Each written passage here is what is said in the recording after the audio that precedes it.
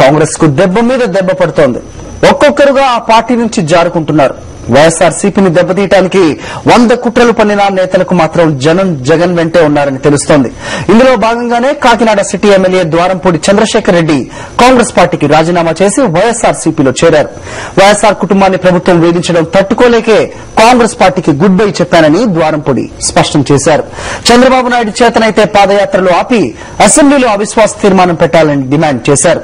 ద్వారంపూడితో పాటుగా నగరానికి చెందిన మాజీ కార్పొరేటర్లు, కౌన్సిలర్లు కాంగ్రెస్ పార్టీ సభ్యత్వానికి రాజీనామా చేసి వైఎస్ఆర్సీపీలో చేరారు.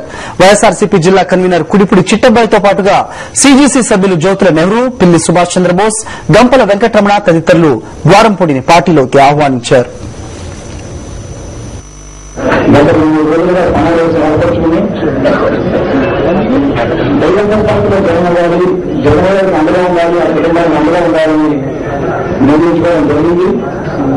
అదేవిధంగా ప్రభుత్వం ఆ యొక్క కుటుంబాన్ని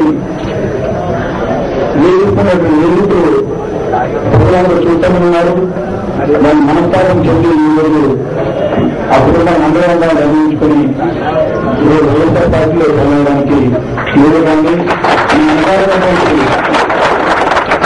అనేక మంది ప్రజలు నాకు అందరూ అందరూ వైఎస్ఆర్